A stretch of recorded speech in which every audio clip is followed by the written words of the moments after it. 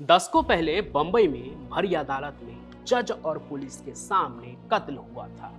कत्ल अमीरजादा का और उसे मारने वाला कातिल डेविड परदेसी था,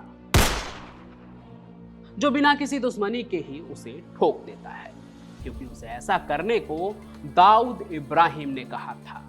उसे अपने भाई के मौत का बदला लेना था अमीरजादा से। अब यहाँ बंबई को पीछे छोड़ते हैं थोड़ा और मुंबई से होते हुए बाहुबलियों के प्रदेश उत्तर प्रदेश में आते हैं, जहां की जेल में मुन्ना बजरंगी मारा जाता है, जहां कोर्ट में संजीव जीवा मारा जाता है, और तो और पुलिस कस्टडी में ही इलाहाबाद का खूंखार बाहुबली बमबाज अतीक अहमद और उसका भाई अशरफ भी मारा जाता है। 2023 के अप्रैल महीने में अतीक अहमद को पुलिस कस्टडी में मारा गया और जून के महीने में कोर्ट के अंदर संजीव जीवा। दोनों ही हत्या में साधारण से लड़के वेश बदल कर आते हैं और कुख्यात अपराधियों का गेम ओवर कर देते हैं। मौके पर ही वो मारे जाते हैं। लेकिन हैरानी की बात ये थी कि न तो इनकी आपसी दुश्मनी थी और ना ही कोई जान पहचान, और जिस हथियार से उन्होंने हत्या की वो उनके औकात से कई ज्यादा महंगी थी, जिसका साफ मतलब होता है कि जैसे दाऊद ने अमीरजादा को मारने के लिए परदेसी को भेजा, वैसे ही इन लड़कों के पीछे भी कोई असली खिलाड़ी था। उत्तर प्रदेश में हुए इन दोनों ही अपराधी की हत्या को 1 साल से ज्यादा हो गया है। तो आइए थोड़ा समझने की कोशिश करते हैं कि आखिर उन नौजवान लड़कों को साफ शूटर बनाने के पीछे वो लोग कौन हैं। सबसे पहले बात करते हैं अतीक अहमद और उसके भाई अशरफ की हत्या की, जो सरेआम पुलिस के कस्टडी में हुआ था। तो उस रात अतीक और उसका भाई अशरफ रूटीन चेकअप के लिए अस्पताल आए थे। मीडिया वाले उन्हें घेर कर सवाल पूछ रहे थे।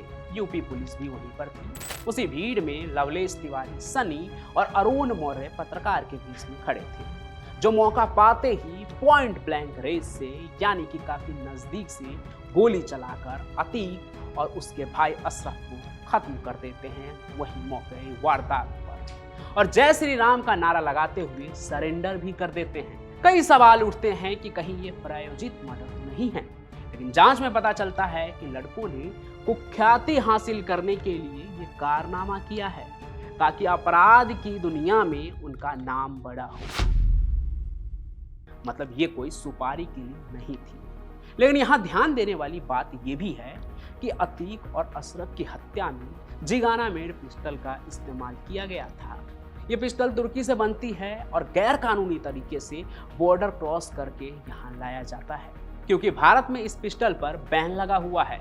और बात इसकी कीमत की करें तो वो करीब 6 से 7 लाख रुपए है। तो सवाल ये भी है ना कि लड़कों के पास इतने पैसे कहाँ से आए जो इन्होंने इतनी महंगी पिस्टल हासिल कर ली। मतलब इनके किलिंग को कोई तो फंड करने वाला था ना। मतलब कोई तो रहा होगा जो चाहता था कि अतीक अहमद खत्म हो जाए। हालांकि इस केस में एक और बात निकल कर सामने आई कि लड़कों ने गोगी गैंग की मदद से ये बंदूक हासिल की थी, और ऐसा पुलिस का मानना है। बाकी गोगी गैंग वही है जिसके सरगना को दिल्ली के कोर्ट के अंदर मारने के लिए टिल्लू ताजपुरिया ने शूटर को 1 महीने तक वकील बनने की ट्रेनिंग दी थी।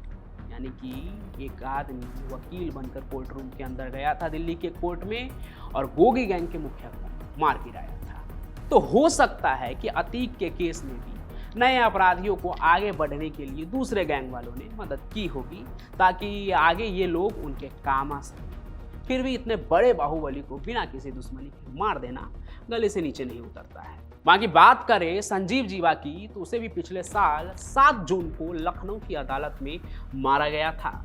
बाद में शूटर ने पुलिस के सामने कहा कि उसे नेपाल में 20 लाख रुपए की सुपारी मिली थी, क्योंकि संजीव जीवा जब जेल में था तो झगड़े के दौरान उसने किसी की दाढ़ी उखाड़ दी थी, फिर उसी के भाई ने उसे मारने की सुपारी दी। लेकिन यहाँ भी कई और सवाल उठे कि सिर्फ इतनी सी बात पर उसकी हत्या तो कोई नहीं करवा सकता है, वो भी तब जब उसके हत्या की बात पहले से ही चर्चे में थी। उसे पेशी के वक्त बुलेट प्रूफ जैकेट पहनाकर अदालत ले जाया जाता था, लेकिन हत्या वाले दिन बिना बुलेट प्रूफ जैकेट के ही वो गया था अदालत। तो सवाल ये भी उठा कि जिस दिन उसकी हत्या हुई उसी दिन वो बिना बुलेट प्रूफ जैकेट के क्यों था। आगे इस हत्या की कहानी थोड़ी और भी बदल गई। बदन सिंह भद्दो का भी नाम उछला। ये भी लाखों का इनामी गैंगस्टर है, जो फरार है।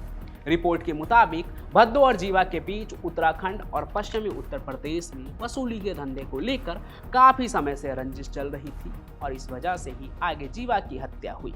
तो सवाल ये है कि जेल में दाढ़ी वाली वो कहानी क्या थी और जिस असलम ने विजय यादव को सुपारी दी थी नेपाल में, उसका क्या हुआ।